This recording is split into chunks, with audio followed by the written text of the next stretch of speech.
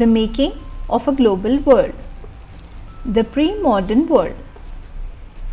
The making of the global world has a long history of trade, of migration, of people in search of work, the movement of capital, etc. The making of the global world started as early as 3000 BC when an active coastal trade linked the Indus Valley civilizations with present-day West Asia. From ancient times, travelers, traders, priests and pilgrims traveled vast distances for knowledge, opportunity and spiritual fulfillment. They carried goods, money, values, skills, ideas, inventions and even germs and diseases. The long distance spread of disease was predominant as way back as the 7th century. By the 13th century, it had become an unmistakable link. Here are the ruins of Indus Valley civilization. Now let's see. Silk routes link the world. The Silk routes are a good example of vibrant pre-modern trade and cultural links between distant parts of the world. Silk was one of the first products to cross the shores of its origin. Chinese silk traveled westward, linking Asia with Europe and northern Africa. Chinese pottery and Indian textiles and spices took the same silk route, while gold and silver flowed from Europe to Asia. Christian missionaries almost certainly traveled this route to Asia, as did early Muslim preachers, while the Buddhist monks emerged from eastern India to reach the western shores. Here we can see the Silk route traveling across the world.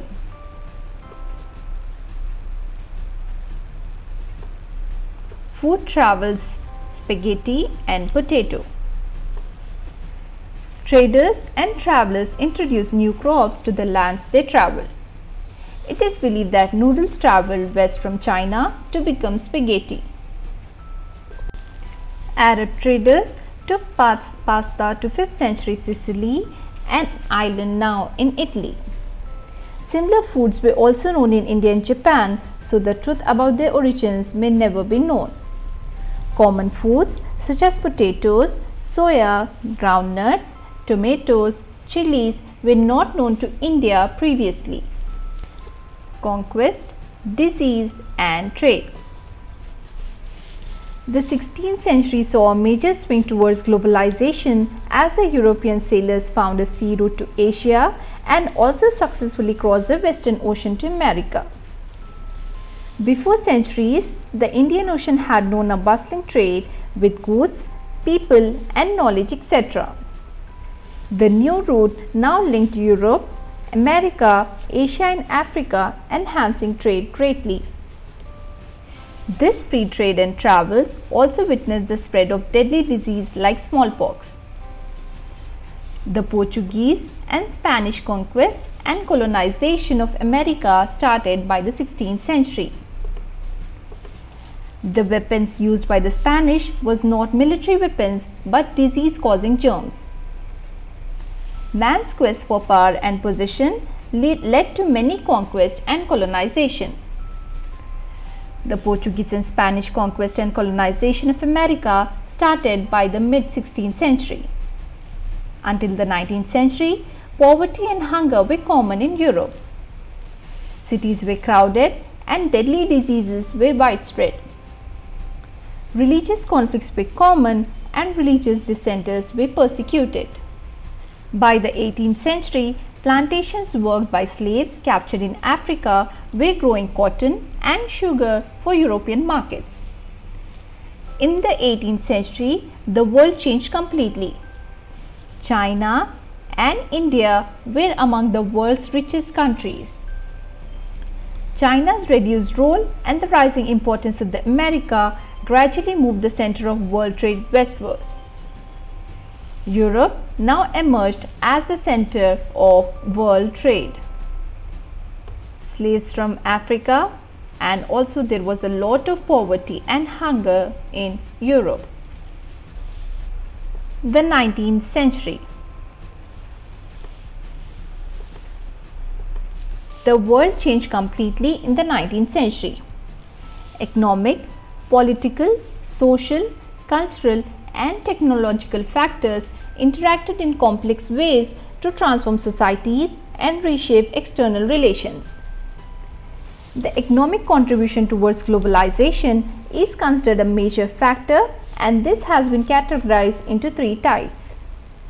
The first is the flow of trade in goods, example cloth or wheat. The second is the flow of labor, that means the migration of people in search of employment. The third is the movement of capital for short-term or long-term investments over long distances. Now let's see a world economy and shape. A good place to start is the changing pattern of food production and consumption in industrial Europe. Population growth from the late 18th century had increased the demand for food grains in Britain. Urbanization and industrialization restricted agricultural growth, and the Corn Laws restricting import of corn, resulting in high food price. After the Corn Laws were scrapped, food could be imported into Britain more cheaply than it could be produced within the country. With the import of food, the prices fell and the consumption of food increased.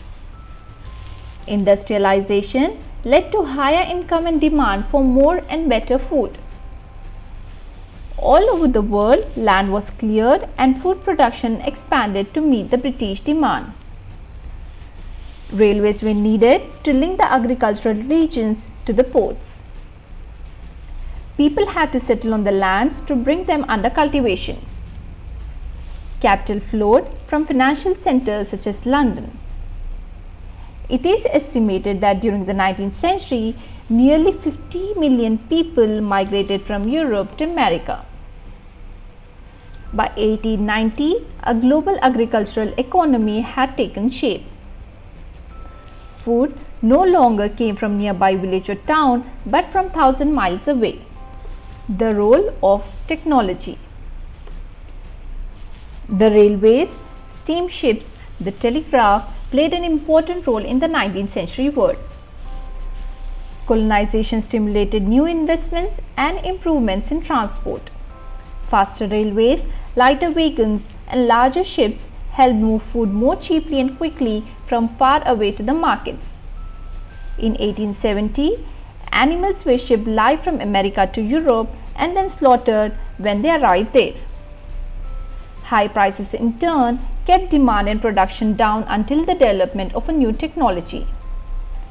Now animals were slaughtered for food at the starting point in America, Australia or New Zealand and then transported to Europe as frozen meat. Here we can see the Smithfield Club, which worked for the benefit of the people, and the transportation of frozen meat. Late 19th century colonialism. Trade flourished and markets expanded in the late 19th century. It is important to realize that there was a darker side to this process. In many parts of the world, the expansion of trade and a closer relationship with the world economy also meant a loss of freedom and livelihood. Late 19th century, European conquest produced many painful economic, social and ecological changes through which the colonized societies were brought into the world economy. Rinderpest or the cattle plague. One such painful experience during the 19th century. In Africa in the 1980s, a fast-spreading disease of cattle plague called Rinderpest had terrifying impact on people's livelihoods and the local economy. This is a good example of the widespread European imperial impact on colonized societies. In the late 19th century Africa, there was few consumer goods that wages could buy. Employers used many methods to recruit and retain labor. Heavy taxes were imposed which could be paid only by working for wages on plantation and mines. Inheritance laws were changed so that the peasants were displaced from land, as a result of which the others were pushed into the labor market. Then came Rinderpest, or cattle disease. In the late 1880s, Rinderpest arrived in Africa. It was carried by infected cattle imported from British Asia to feed the Italian soldiers invading Eritrea in East Africa. Along the way, Rinderpest killed 90% of the cattle. The loss of cattle destroyed African livelihoods. Here we can see an image showing the death of many cattle in the Smithfield Club in Africa. Indentured labor migration from India. In the 19th century, hundreds of thousands of Indian and Chinese laborers went to work on plantations, in mines and in road railways construction projects around the world. In India, indentured laborers were hired under contracts which promised return travel to India after they had worked for 5 years on their employer's plantation.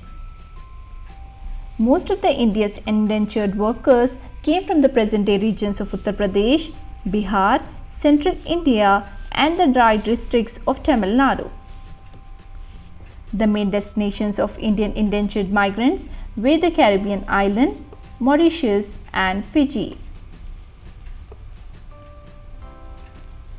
Closer home Tamil migrants went to Ceylon and Malay. Indentured workers were also recruited for tea plantation. Recruitment was done by the agents engaged by employers and paid a small commission. Living and working conditions were harsh for these workers. They had a few legal rights and many tried to escape into the wilds. If they caught, they faced severe punishment. Others developed new forms of individual and collective self-expression, blending different cultural forms, old and new. In Trinidad, the annual Muharram procession was transformed into a riotous carnival called Hosay for Imam Hussain, in which workers for all races and religions joined. The protest religion of Rastafarianism is also said to reflect social and cultural links with Indian migrants to the Caribbean. The Caribbean Chutney music became popular in Trinidad. Most indentured workers stayed on after their contracts ended or returned to their new homes after a short spell in India. Indian indentured migrants in the Caribbean island and Hosay, where the annual procession of Muharram was carried out. Indian entrepreneurs abroad. The Indian bankers entered due to demand for production of food and capital. The Shikaripuri Shroffs and the Nattukottai Chettiars were some traders and bankers who financed export of agriculture in Central and Southeast Asia. They had a sophisticated system to transfer money over large distances. The Indian traders and money lenders also followed European colonizers into Africa. Hyderabadi Sindhi traders ventured beyond European colonies. These are the Nattukottai Chettiars and these are the Shikaripuri Shroffs bankers. They finance export of agriculture in Central and Southeast Asia. They had a sophisticated system to transfer money over large distances. Indian trade, colonialism and the global system. Cottons produced in India were exported to Europe. British cotton manufacture began to expand and industrialization pressurized the government to restrict cotton imports and protect local industries. The British government imposed tariffs on cloth imports. Indian textiles now face stiff competition in other international markets. Indigo, used for dyeing cloth, was another important export for many decades. Opium shipments to China grew rapidly from the 1820s. Britain grew opium in India and exported it to China, and with that money it earned through this sale.